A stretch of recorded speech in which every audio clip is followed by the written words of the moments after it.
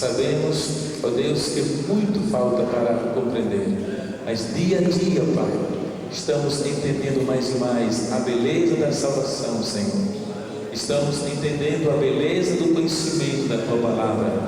Estamos, ó Deus, nos aprofundando cada dia, Pai, nesse tesouro precioso que é a Tua Palavra. Abençoa cada pessoa, Senhor, cada componente de grupos que nesta noite já tem chegado, Pai querido, derramando as Suas bênçãos sobre cada líder de grupo, cada líder auxiliar, cada discipulador, anfitrião, enfim, cada pessoa que faz parte do sistema de crescimento da Tua igreja. Que a Tua presença seja viva e real em nossas vidas, e que nesta noite, Pai, a gente possa aprender, Senhor, coisas tremendas, Pai, coisas que sirvam para o nosso crescimento espiritual e principalmente para o crescimento espiritual do nosso grupo, do grupo que nós estamos evangelizando, do grupo que nós estamos discipulando, Senhor. Sê comigo, Pai querido, que estarei ministrando a Tua Palavra, Pai, pelo Teu amor, pela Tua glória, pela Tua graça, pela Tua bondade e pela Tua misericórdia. Te louvamos, porque Tu és um Deus todo-poderoso, um Deus santo, glorioso, Pai. Eu tenho certeza que nesta noite, através da Tua Palavra, Senhor, Tu estarás alegrando os nossos corações, Pai, e estarás ensinando-nos coisas maravilhosas. E eu Te louvo por isso, Pai. Te louvo pelas casas onde os grupos estão se reunindo, Pai querido, porque eu tenho certeza, Pai, que os anjos estão ali, Senhor, porque diz a Tua Palavra que os anjos são ministros de Deus em favor daquele que hão de herdar a salvação. Eu creio, Senhor, que Tu envias os Teus anjos, Pai, para estar conosco, para nos proteger, para nos trazer bênção, e que essas vidas que estão ouvindo a Tua Palavra, que cada dia nós ouvimos testemunhos, Senhor, e vidas que estão sendo salvas, vidas que estão entendendo a Tua Palavra, estão aceitando Jesus Cristo como Senhor e Salvador. Pai, eu Te louvo por isso, no nome santo de Cristo, Teu Filho, e pela comunhão do Teu Santo Espírito. Amém. Glória a Deus. Amados, vamos dar continuidade.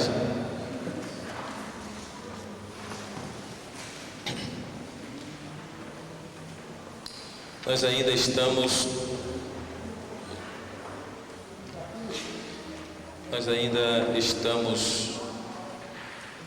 no que simboliza o mundo, né? E ainda estamos na letra A, que tem o acampamento, que é a condenação, o pecado que separa, que vai de Romanos capítulo 1, verso 17, verso 18 até capítulo 3, até o capítulo 3 e verso 8, eu creio. Ainda vai sobre o pecado. A gente já está aí com praticamente 2 dias falando sobre este assunto. Na página 10 nós vamos introduzir e já seguir com o assunto. As Bíblias devem estar abertas, é bom, em Romanos, né? Já deixa ela aí aberta em Romanos 2, que nós vamos repetir um pouco, algumas coisas somente para introduzir o assunto. Então a gente havia falado que enquanto no mundo Deus está e o homem diante de como se fosse um fórum, né? Deus o juiz e o homem o condenado. E esse homem aqui está o povo judeu e também o povo gentil, né? O judeu e o gentil. Os judeus quer retratar-se com a religião. Então o judeu apresenta a religião para se retratar.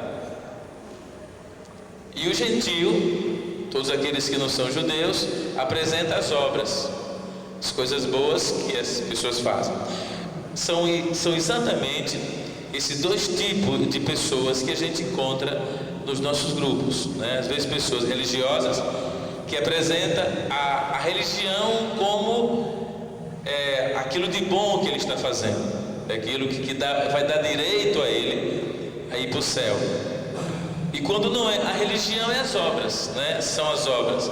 Então apresenta as obras. Então não adianta, um representa a religião, apresenta a religião, e o outro apresenta a obra, as obras. Veja bem que Deus está diante do homem, como vimos, né, na semana passada, o julgamento divino e o julgamento humano. Por um lado, Deus julga, mas o homem está sempre querendo se justificar diante de Deus. Por isso a necessidade do livro de Romanos, porque se não fosse o livro de Romanos, nós não teríamos muitas respostas, não teríamos muita resposta concernente à salvação do homem.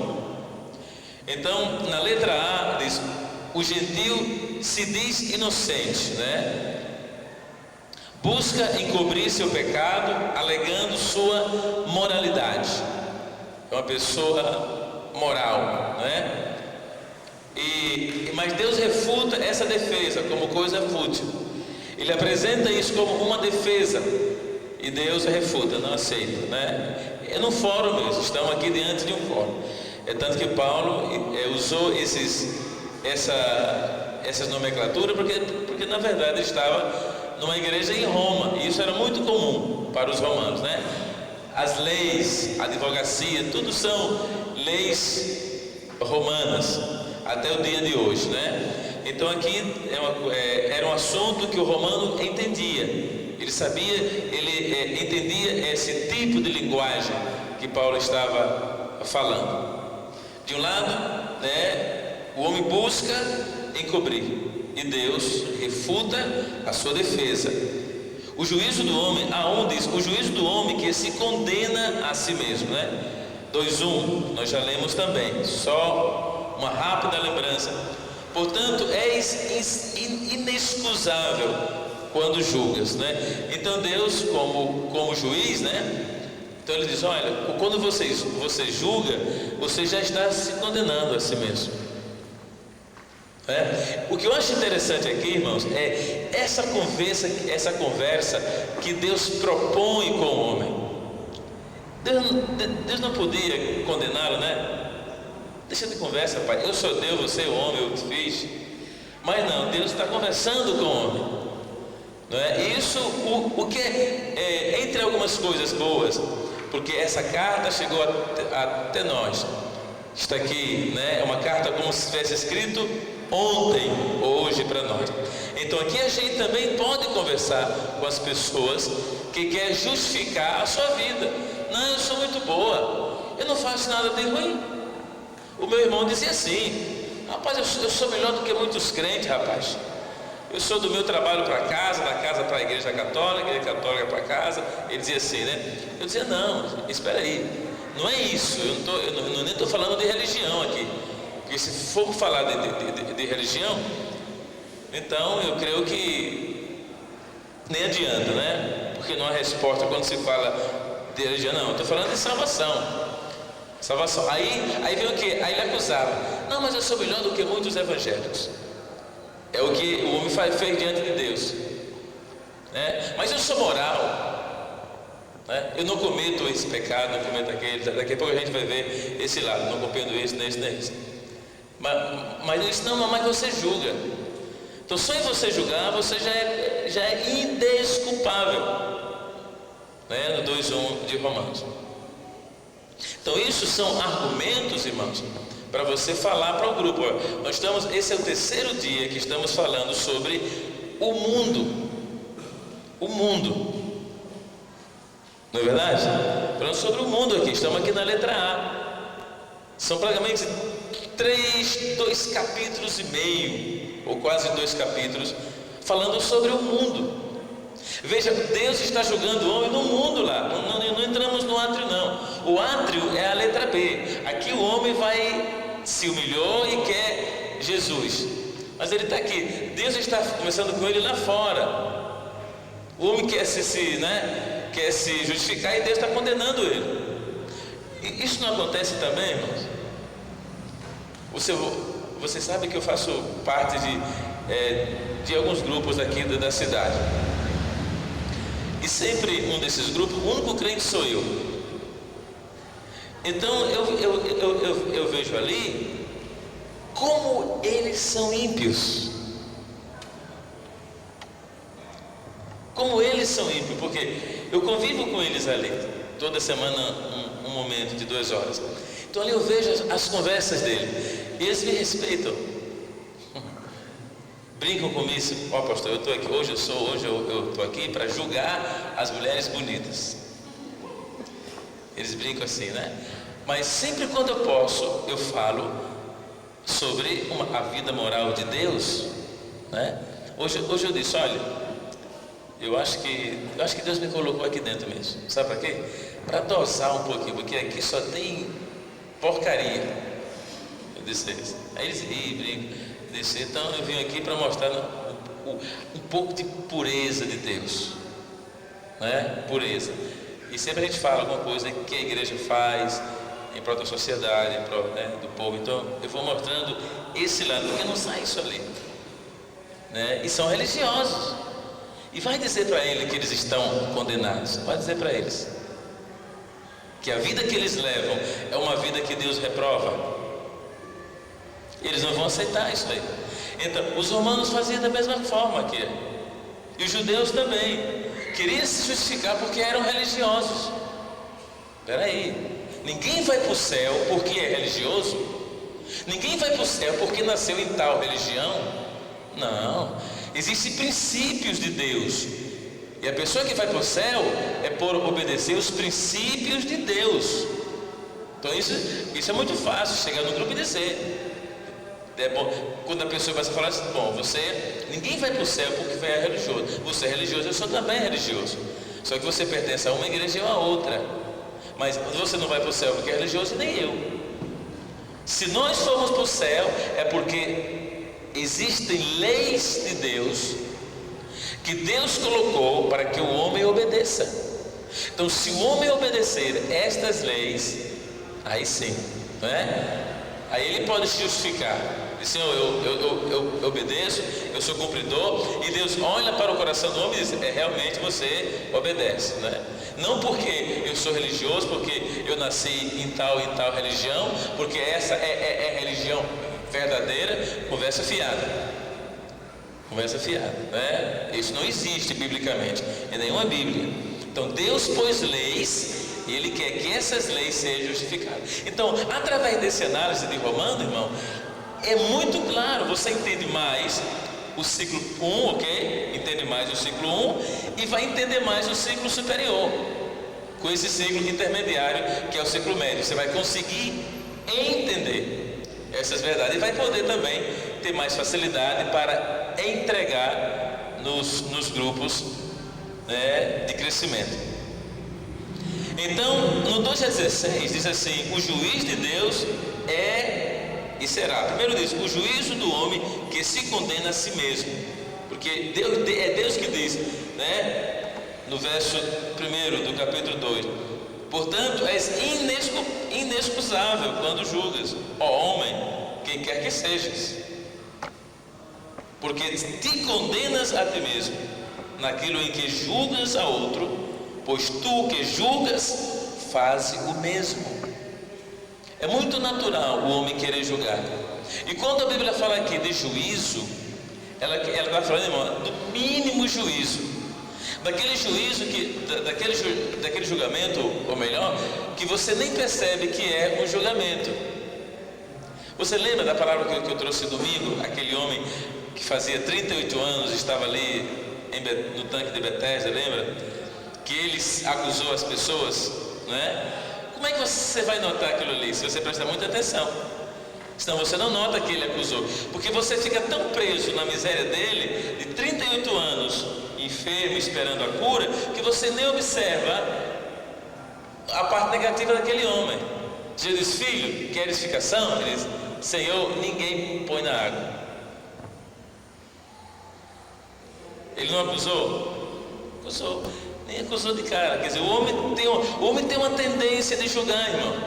Até quando ele está junto com outra pessoa. Às vezes a pessoa está ali, está conversando, mas ele está notando a pessoa, como está vestido, corte de cabelo, que tipo de roupa, etc. Porque é muito comum o homem julgar as pessoas. Eu digo homem genérico, homens e mulheres, né? É muito comum julgar a espiritualidade, querer ser melhor do que o outro, né? Julgar o conhecimento, querer saber mais do que o outro, etc, né? Etc. Um dia eu conversando com o pastor, assim: "Paz, quem ora sou eu, aqui." Aí levantou assim até o joelho e mostrou o joelho meu peladinho aqui, né?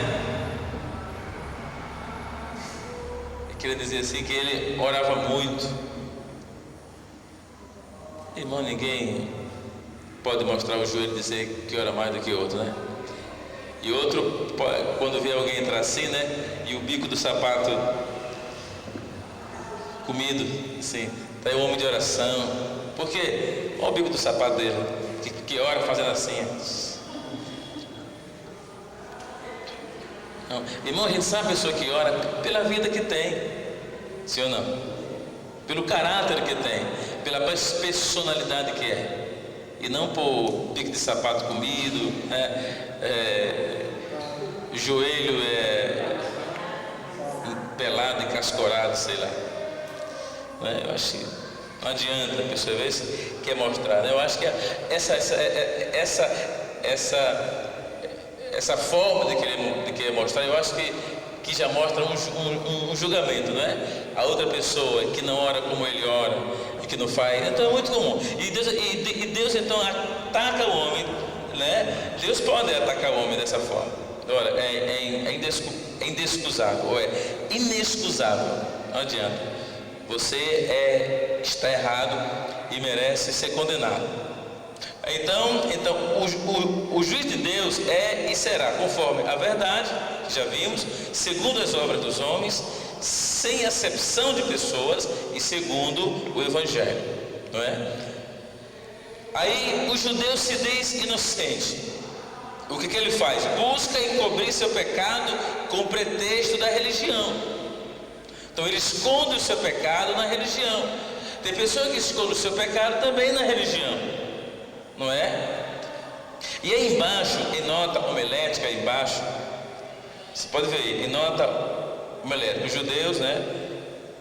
Diz assim: os judeus podiam apontar para muitas coisas boas que faziam e que os gentios não praticavam. Então eles diziam assim: bom, nós não somos como os gentios, porque nós somos religiosos, nós oramos regularmente, jejuamos com frequência, pagamos o dízimo, obedecemos a lei.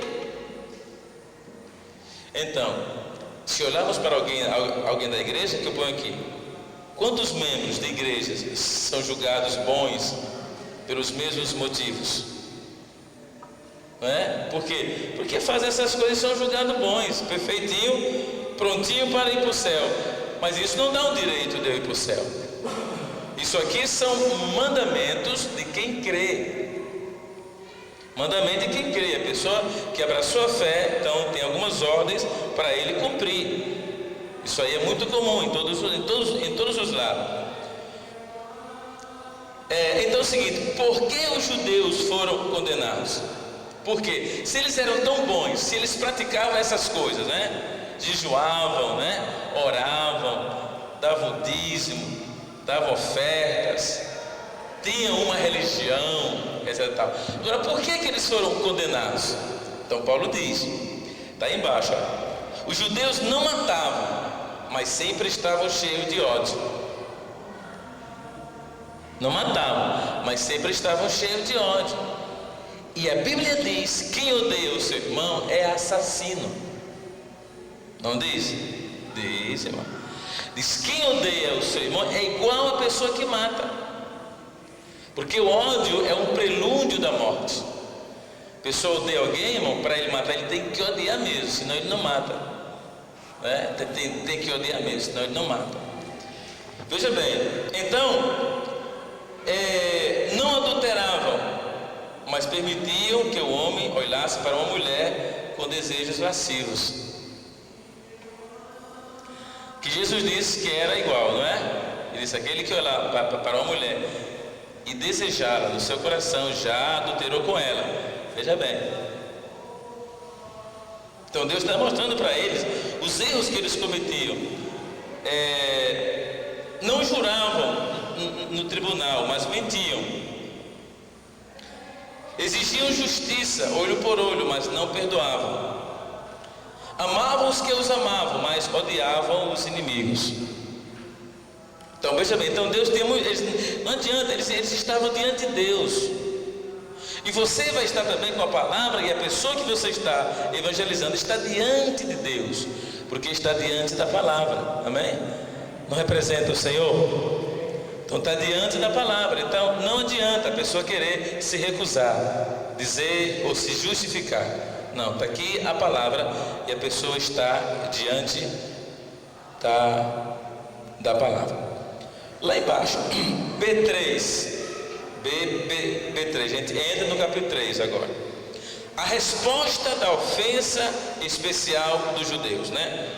Tem o judeu alguma vantagem ou proveito? Verso 3:1, leia aí, diz assim, ó. Qual é logo a vantagem do judeu? Ou qual a utilidade da circuncisão? Então aqui Paulo traz a circuncisão, porque ele já traz no capítulo 2, já vem trazendo, falando sobre a circuncisão, que também era uma figura, né, de redenção. Aí aqui Paulo diz assim: qual é logo a vantagem do judeu? Ou qual a utilidade da circuncisão? Porque eles se julgavam, não, fomos circuncidados, como Abraão, como Jesus, fomos como os profetas, fomos circuncidados. E eles colocavam na circuncisão uma vantagem enorme.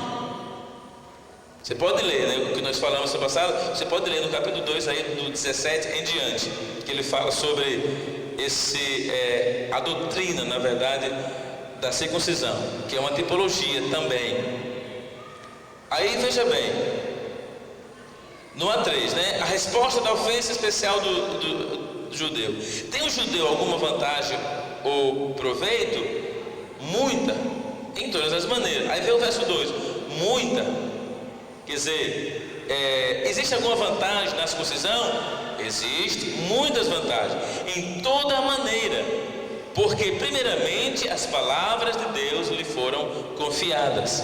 Veja que coisa impressionante, que você entende que a circuncisão fez com que a palavra de Deus fosse confiada aos judeus, porque era uma forma de redenção, tipologia de redenção.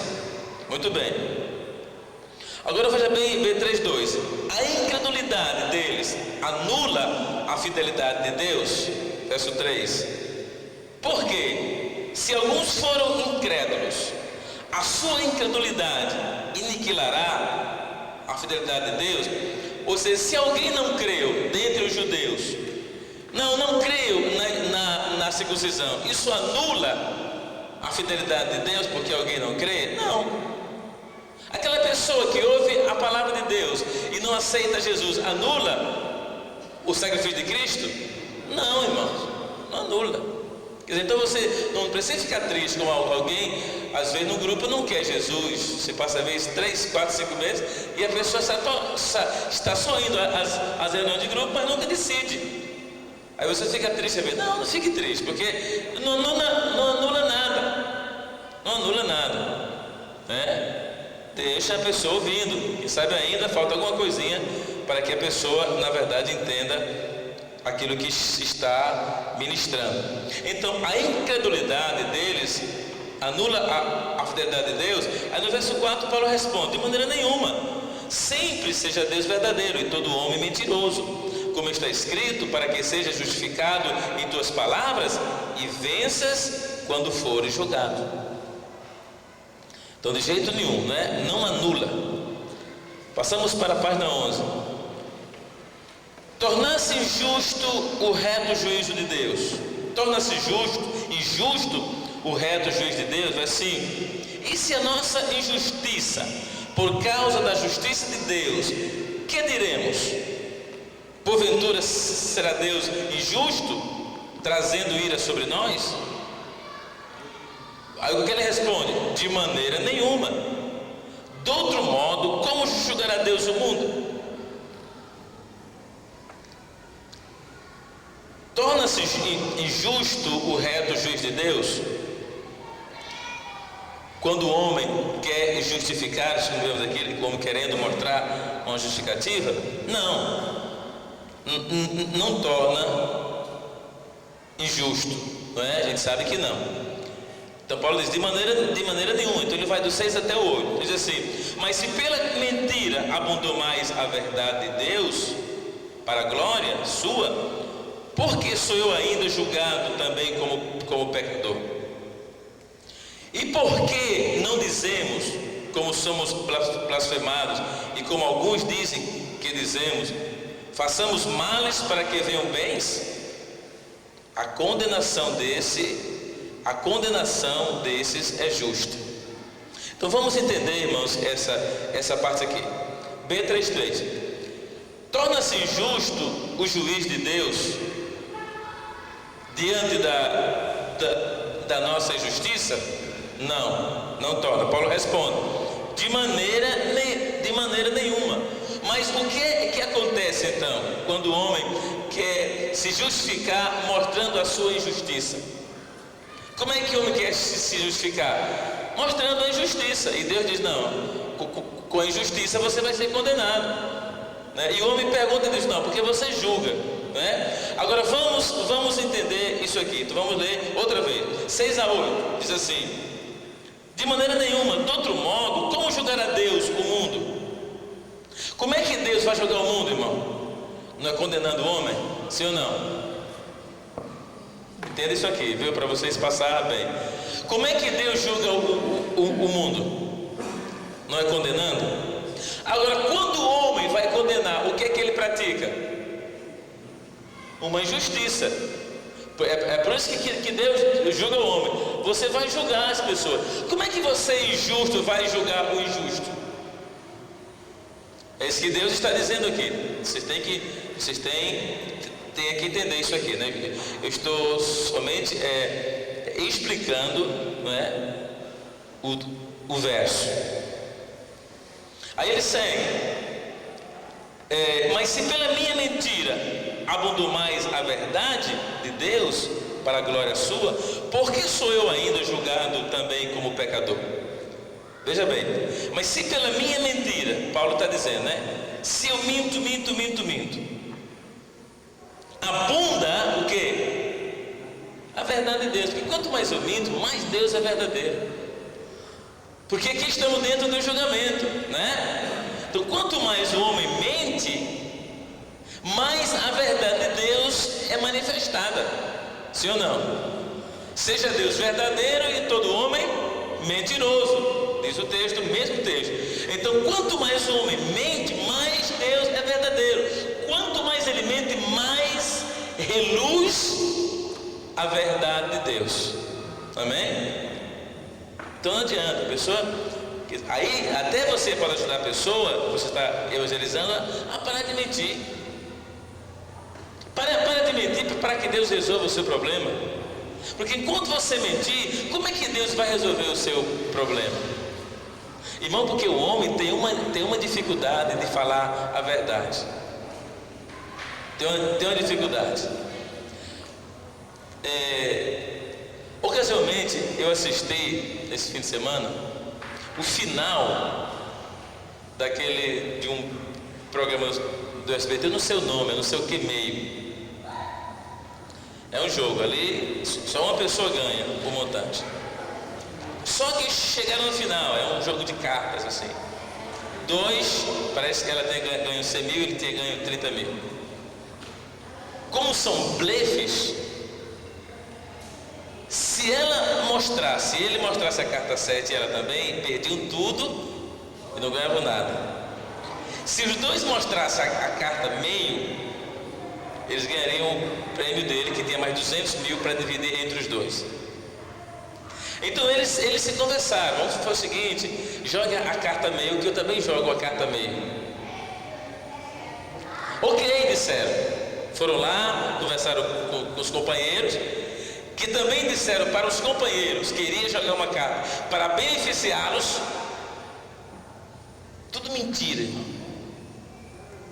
Aí no final, quando ela vai não sei aonde, dentro lá de um biongo lá, e joga, e vem para frente, o Silvio Santos está ali, e ele disse: e daí, vamos ver a carta que vocês jogaram. Quando tirou a carta dela, tinha 7. Ela disse que não ia jogar 7, ia jogar meio. Quando tirou a carta dele, ele tinha jogado 7 também. Mentira. Então esse é o mundo, irmão. Isso é o mundo. Ele dobra a esquina, mente. Conversa com alguém, mente de novo. E vai mentindo. O homem mente todo o tempo. O mundo mente todo o tempo. Está aqui Deus dizendo aos romanos, há quase 2.000 anos atrás. Então, quando você estiver pregando o Evangelho no seu grupo, você creia que você está diante de pessoas que mentem, irmãos. Até que essa pessoa aceite Jesus Cristo e seja ministrado a verdade nelas, a verdade de Deus, viu? Seja Deus verdadeiro e todo homem mentiroso. Então, quanto mais o homem mente, mais Deus é verdade, né? Mas Deus é verdade. Mas Deus é verdade.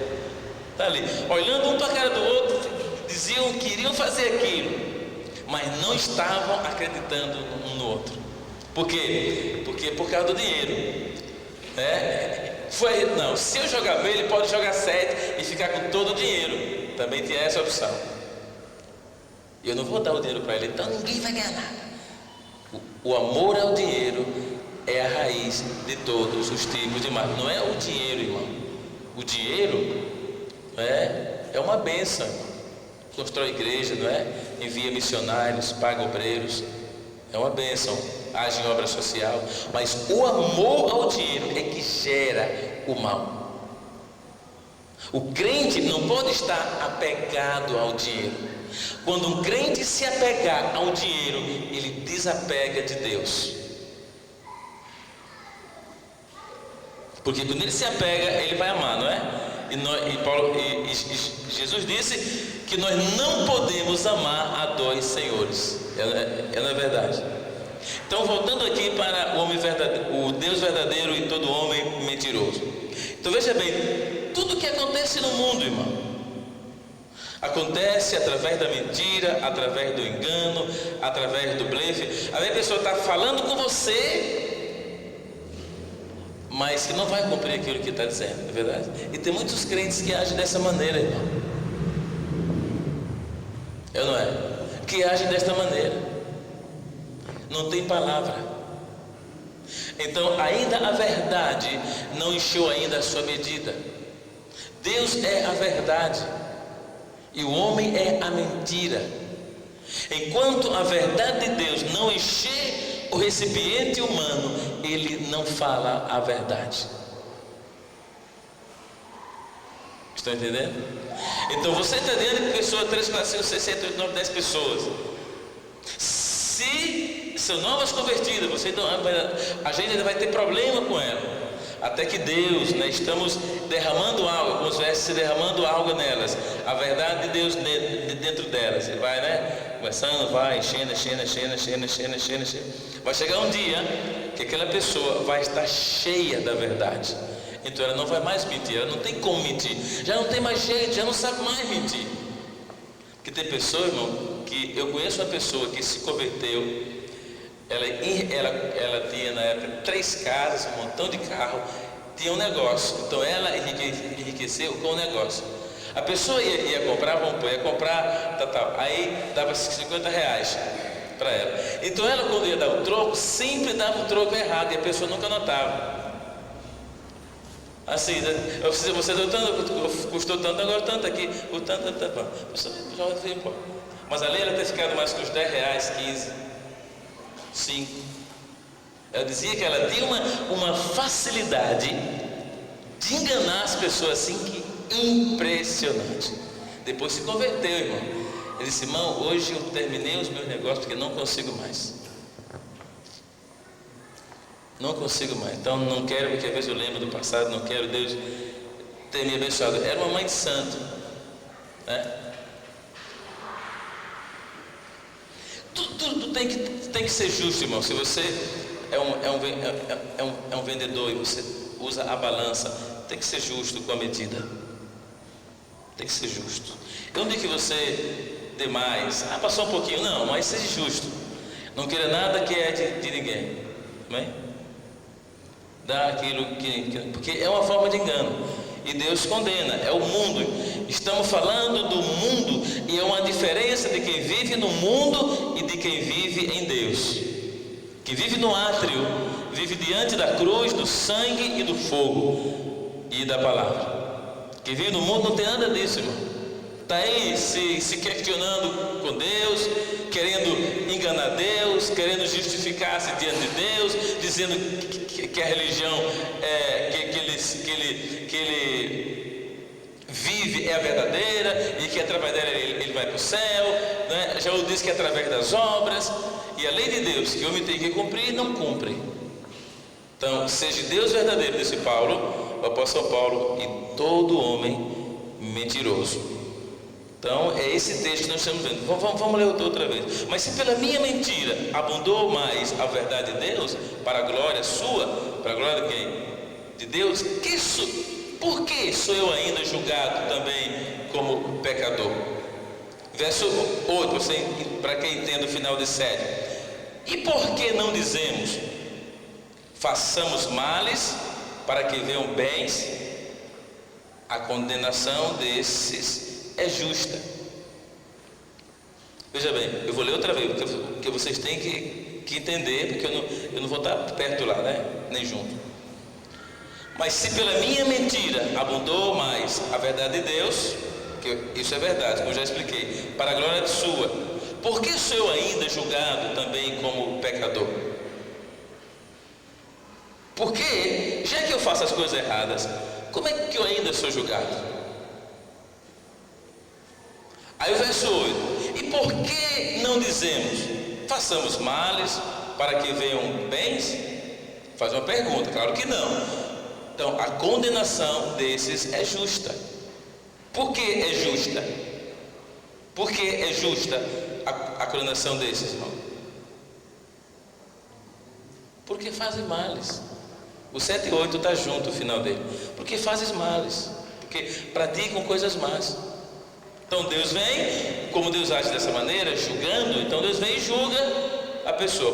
Põe a pessoa no banco do réu e agora lança para ele a condenação, mas ele pode se justificar. Se a justificação dele for verdadeira, então tudo bem, Deus o liberta, não o condena, mas não tem jeito, irmão, não tem jeito. O homem que está no mundo, ele não tem argumento que o liberte do pecado, não tem.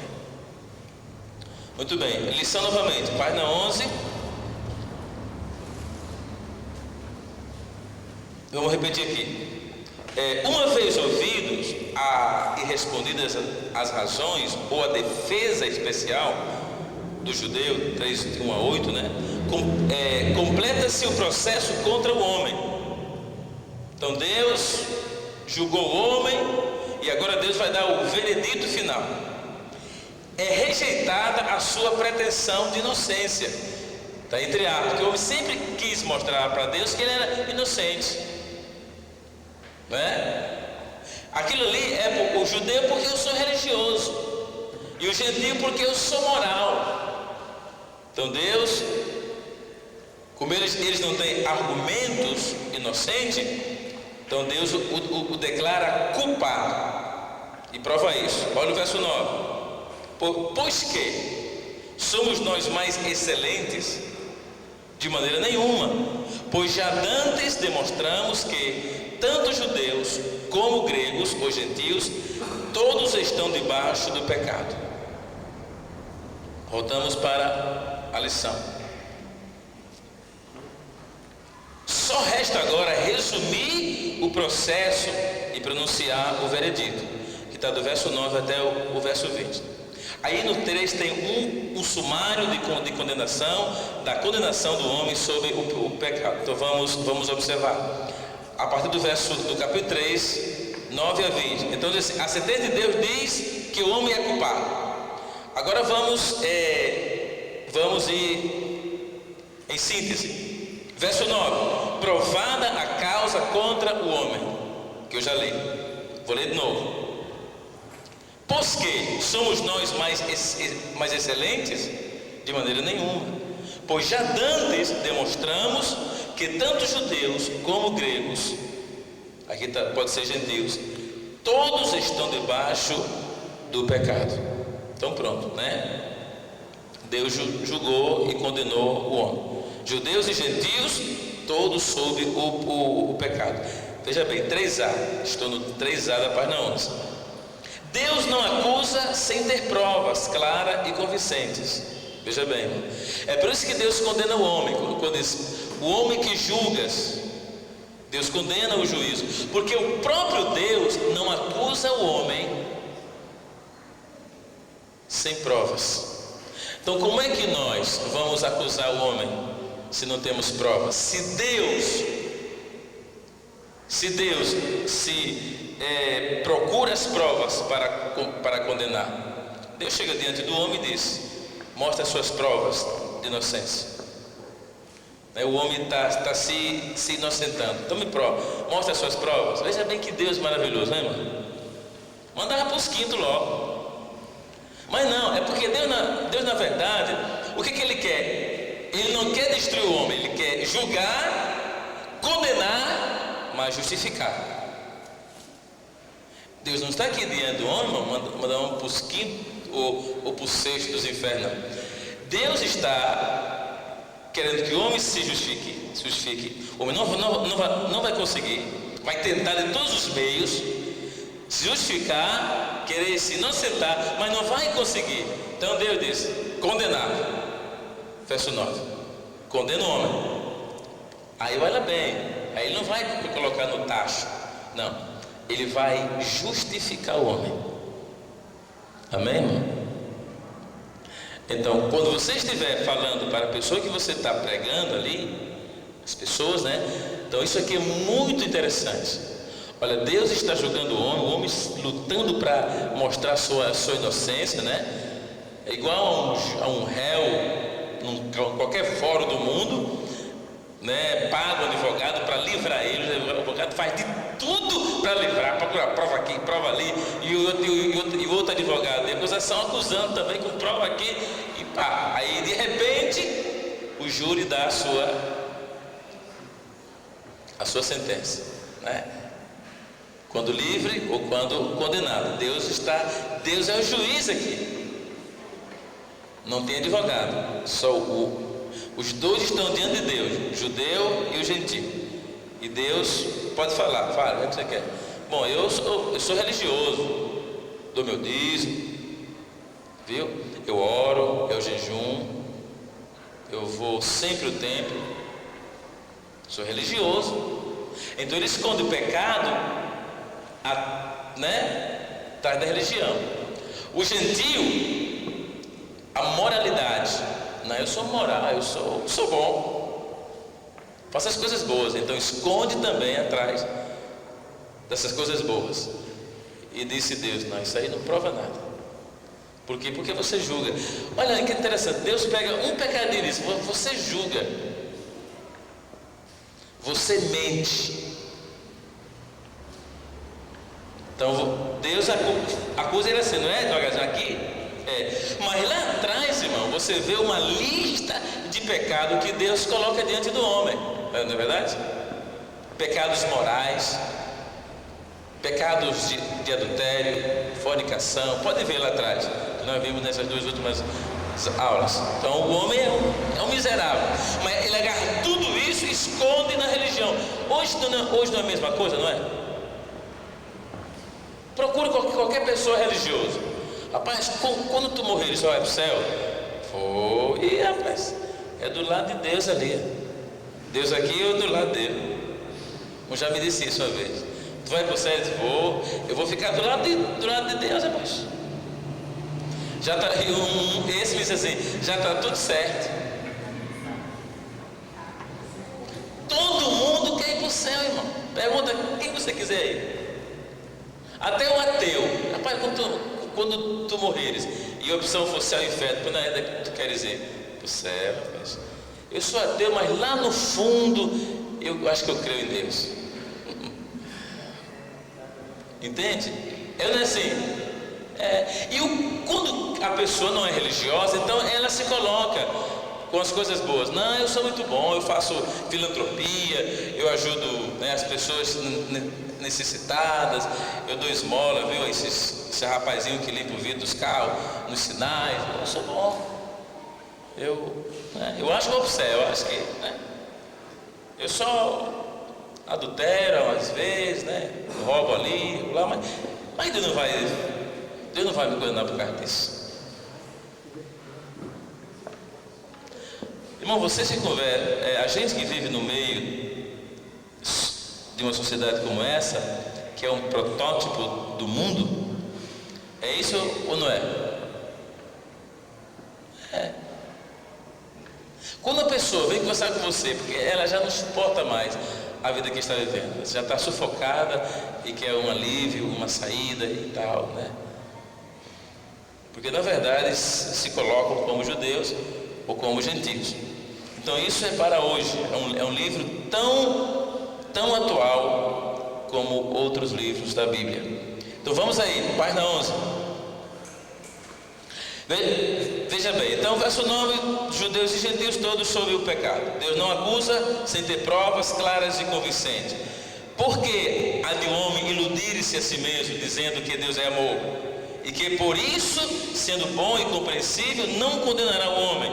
Não esqueça que Deus já julgou no princípio, né? Julgou Adão e Eva. Peraí, Deus já fez um julgamento sério no princípio. Quando ele disse que Adão e Eva têm que fazer uma coisa e eles não fizeram, Deus os condenou. Caim também, né? Livra Abel, morreu, mas não morreu condenado, e condena Caim. Então Deus já julgou, e a maneira de Deus julgar é a mesma. Pode observar o juiz de Deus. Então está ali Adão, Eva e quem? E Satanás. Não está ali? Prefigurado na serpente? Sim ou não? Está ali os três, né? E Deus como juiz. Fale, homem. A mulher que tu me deste, olha, o imbecil do homem, ao dedo dele, acusando já. A mulher que tu me deste, viu? Tu disseste que era boazinha, tá aí, ó. Então, acusou a mulher e acusou quem mais? Hein? A Deus. E um não faz isso hoje também, irmão? Olha o tremor de terra na Ásia, né? E é impressionante essas coisas, guerras. Ontem ele com a Paula estava lá em casa, aí ela começou uma história assim: se eu fosse Deus, ela dizendo, se você fosse Deus, você fazia o quê? Se eu fosse Deus, eu acabava com as guerras. Ela disse, aí a outra estava junto, né? Disse, não, mas as guerras saem do coração do homem, do coração do homem. Aí você vê, irmãos, que a criança que é inocente, sem saber quase o que está dizendo, acusa. Porque parece que na concepção dela, Deus não deveria permitir as guerras, não é? Mas Tiago disse que não vem de Deus as guerras, vem do coração do homem, não é? Do coração do homem mau e perverso. Coração do homem. Mas olhe o dedo de acusação, né? A mulher que tu me desse, Senhor, me deu e eu comi. E a Eva, por que tu comeste? A serpente me enganou. Foi? Ela falou a verdade? Ou não? Falou, irmão. Paulo diz depois que ela falou a verdade. O homem entrou em transgressão, mas a mulher foi enganada. O homem sabia que não podia, então ele transgride. Sabia e transgride, desobedece. Mas a mulher não. Mas pecado é pecado, irmão. Pecado é pecado. É ou não é? Não, se for sonho assim, você não sabia, né, Eva? Tá bom, Evinha e tal. Não, Deus não age dessa forma não, irmão. Isso seria uma injustiça. Não seria uma injustiça? Porque era a mulher de Adão, era a mesma família. Então Deus mostra aí a responsabilidade daqueles que abraçam a lei de Deus, a responsabilidade que Adão tinha para com Eva e que Eva tinha para com Adão. Então Deus julga Adão, condena, né? E através de Adão outras pessoas, outras coisas foram condenadas. A terra, que não pode falar, irmão, não é? Aí o homem condena por quê? Porque Deus deu ao homem autoridade sobre a terra, né? Vai lavrar e cuidar, né? Aí quando o homem pecou, já que ele tem autoridade sobre a terra, o pecado dele afeta a sua autoridade. Então Deus disse: olha, a terra vai produzir espinhos e cardos que não produzia, irmão. Vai produzir espinhos e cardos por sua causa. Foi assim que Deus disse? Por sua causa. E a mulher, o que foi que Deus fez? Multiplicarei, né, as suas dores. E tem outra coisa, irmão. E o homem será o seu Senhor. Foi isso? O homem será o seu Senhor. Isso foi a causa do pecado, né?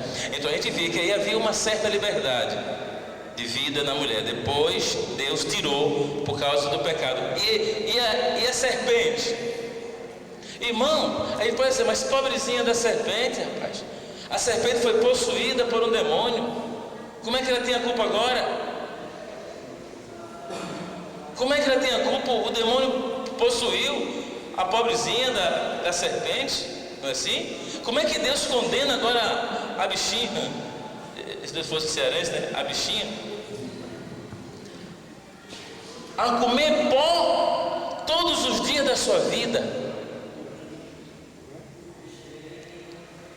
A serpente, irmã, errou em ser possuída pelo diabo.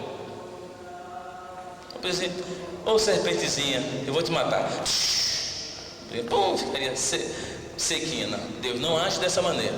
Então Deus está julgando, olha, Ele está julgando as coisas. Chega na serpente. Ele vai começar com a serpente? A serpente não falava, falou porque o diabo estava nela, irmão. Animais nunca falaram. Essas historinhas que contam aí, é historinha, irmão, não queria disso não. Só o papagaio que você ensinar, ele fala alguma coisinha, né? Aleluia! Cadê? Só fala aquilo ali. Mas você mandar o papagaio fazer uma conta de maneira, não vai saber. Vai saber? Vai saber? Vai não. Então os animais tira isso da cabeça de você. Falaram nunca não. Ali foi uma possessão. Quem falou na serpente foi quem? Satanás, que falou com Eva. Mas era o animal mais belo, né? Mas se deixou. Então quando Deus julgou, Ele julgou o erro que estava no animal. Julgou. Ele disse: olha, você vai comer pó todos os dias na sua vida e vai andar com o ventre. Logicamente ele devia andar em pezinho assim, né? Assim, né? Não é? Porque se ele julgou o veredito e disse que ela ia andar com o ventre no chão, então ela não andava. Sim ou não? Quem já viu uma cobra nádia sendo enfeitiçada, que ela fica em pezinha e abre os lados? Foi que já viu? Mais ou menos assim, ela andava, mas ela não anda, só quando quer atacar. Andava daquele jeito, né? E agora ela não comia pó. O que era que ela comia? Quem sabe fruta? Maçã, pera, laranja, não sei, calango, não sei se existia calango. Porque hoje a gente come calango, sabe? Mas, né? Podia comer isso aí. Aí Deus vai comer pó. Então Deus muda a natureza da serpente. Irmão, e uma coisa impressionante, que no milênio, quando o pecado o pecado estará desativado no milênio, quando o leão vai comer capim como boi, né? Como boi. Ele hoje come carne, mas vai comer capim. Diz que a serpente seguirá comendo pó. Deus não esqueceu. Quando ele julgou a serpente, andarás sobre o seu ventre e comerás pó toda a sua vida. Pode ver lá no milênio, em Isaías, quando Isaías fala do milênio, está lá, que ela vai seguir comendo pó. Então isso é o Deus que julga. Deus que julga. Ah não, Deus é bonzinho, eu vou pecar porque Deus é amor. Paz e amor, né? Paz e amor. Paz e amor. É só colocar assim, que forma uma cadeia. Paz e amor. Deus julga. Deus julga. Deus é amor, amém? Porque Deus é amor, mas Deus também julga, Ele é justíssimo. Já vamos entrar aqui dentro, ó. Ele julga, Ele é amor, mas Ele julga as pessoas. Está aqui, ó. Julgou Adão, julgou Eva, julgou Caim, né? E assim, olha a Bíblia, irmão. Julgou Davi, o homem segundo o seu coração. Julgou Davi e condena Davi nos atos que Davi praticou. Não é? Deus não manda Davi contar o povo de Israel e Davi conta. Quando Davi conta, Deus fala com Davi: a Davi, tu fizesse errado, rapaz. Quem foi que mandou você contar o povo de Israel? Ah, Senhor. Não, 3 juízes contra você, escolhe um. Olha aí.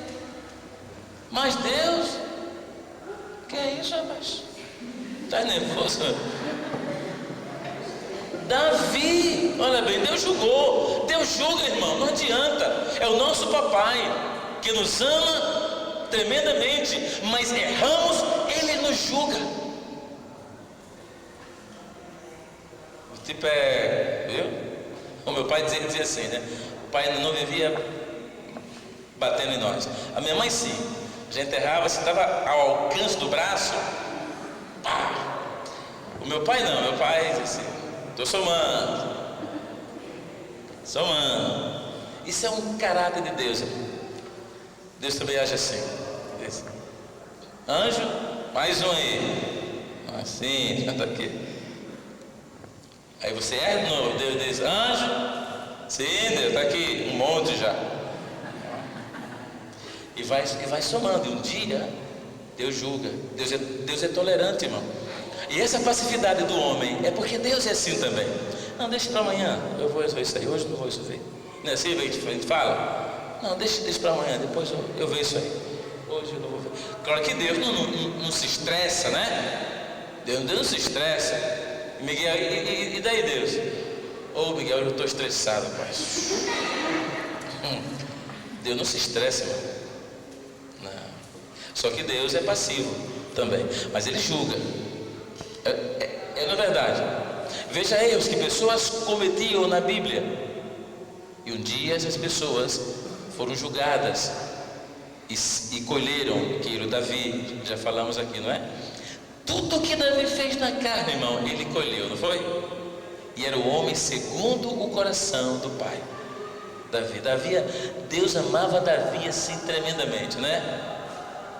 Assim que disse, segundo o meu coração. Davi era muito sensível, ele pecava, sabia que pecava, se arrependia de Deus, e isso deixava Deus assim maravilhado.